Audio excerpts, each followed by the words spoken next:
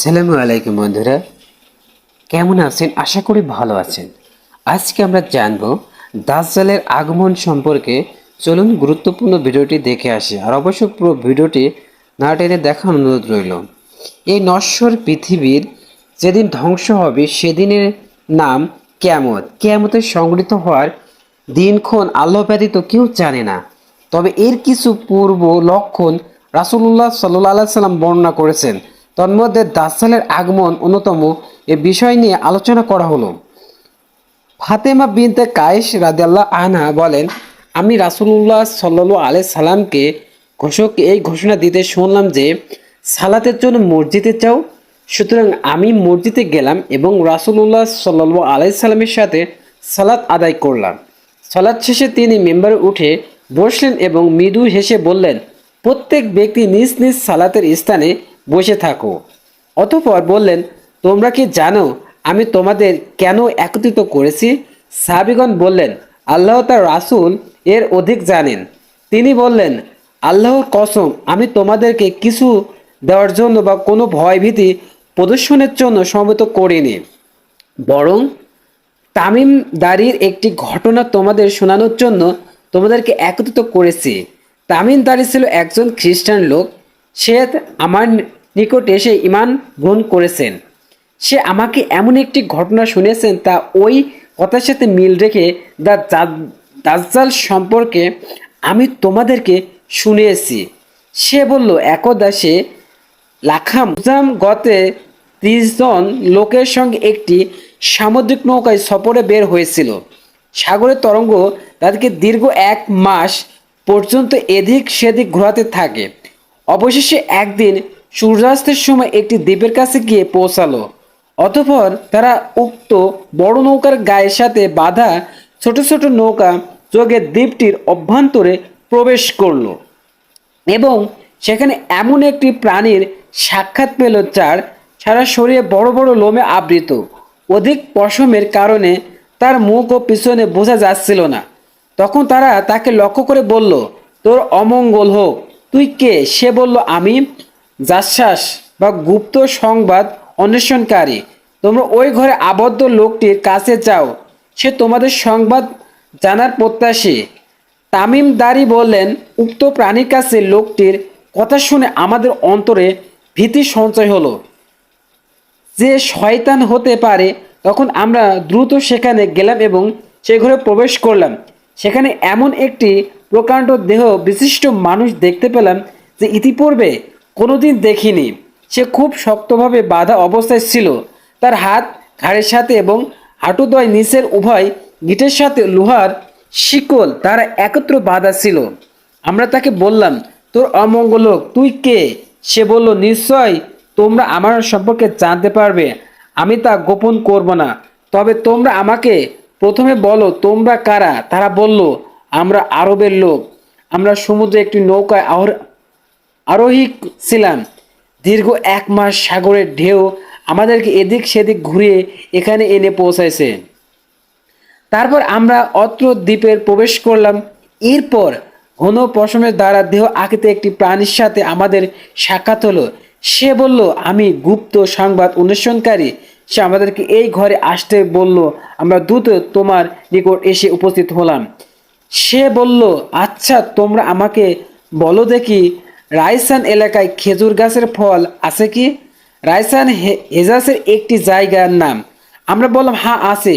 সে বলল, অদূর ভবিষ্যতে সেই গাছে আর ফল ধরবে না। তারপর সে বলল, আচ্ছা বলো দেখি, তাবারিয়া নামক বিলে পানি আছে কি? আমরা বললাম, হ্যাঁ, তাতে প্রচুর পরিমাণে পানি আছে। সে বলল, অচিরে তার পানি শেষ হয়ে যাবে। তারপর সে বলল, আচ্ছা বলো দেখি, জোগাড় নামক ঝর্ণায় পানি আছে কি?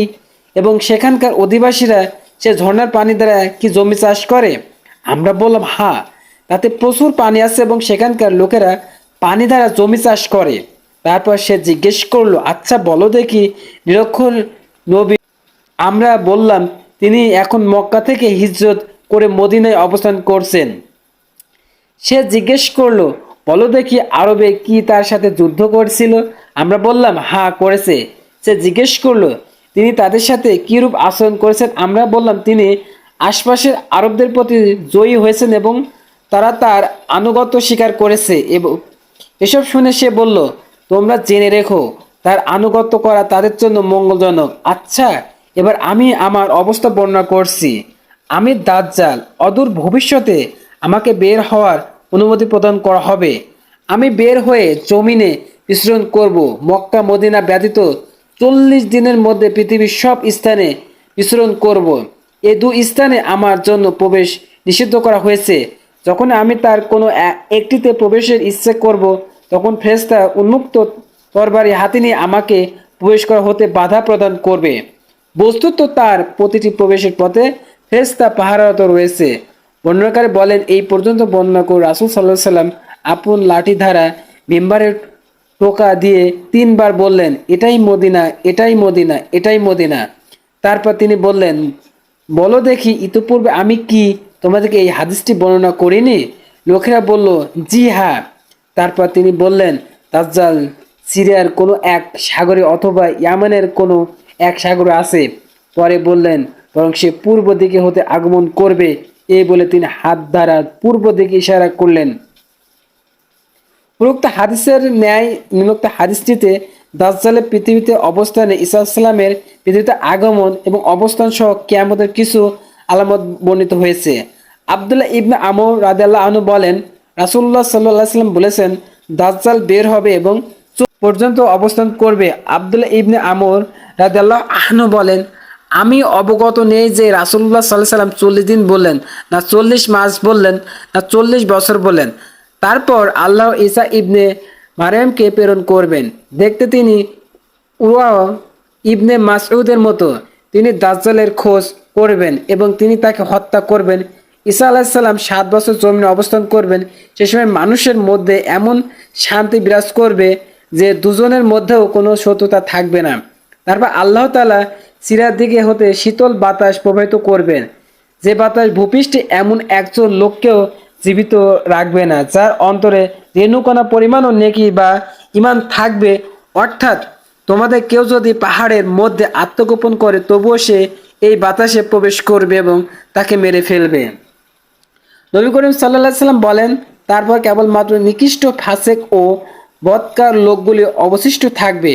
তারা ব্যভিচারে পাখিদের ন্যায় দ্রুতগামী হবে এবং খুন খারাপিতে হিংস্র প্রাণীর ন্যায় পোষণ হবে।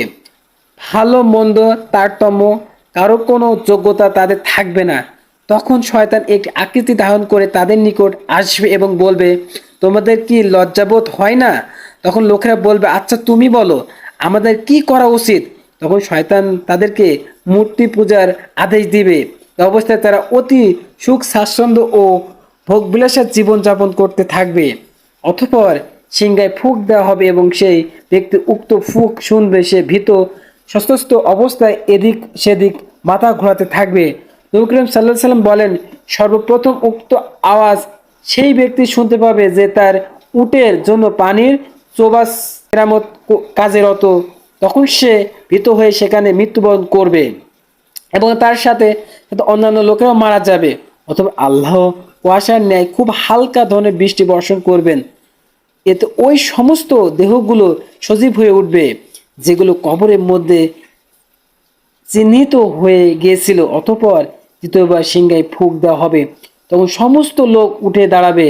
এবার ঘোষণা দেওয়া হবে, হে লোক সকল, তোমরা দ্রুত তোমাদের প্রতিপালকের দিকে ছুটে আসো।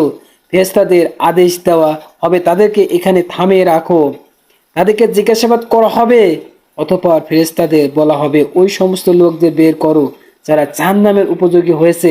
তখন ফেরেশতাগণ বলবেন, কতজন হতে কতজন বের করব?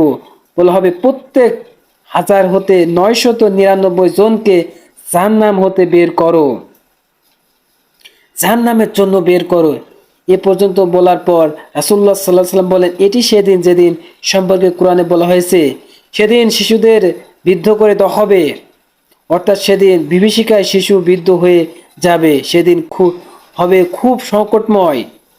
এ থেকে আমরা যে শিক্ষাটি পাই, কিয়ামতের সংকেত হবে সত্যকে মুমিন মাত্রই বিশ্বাস করে আর তার জন্য যথাসাধ্য প্রস্তুতি গ্রহণ করতে হবে এবং তার ভয়াবহতা থেকে বেঁচে থাকার জন্য প্রত্যেক মুমিন মুসলমানকে আমলে সালেহ করতে হবে। আল্লাহ আমাদের তৌফিক দান করুক, আমিন।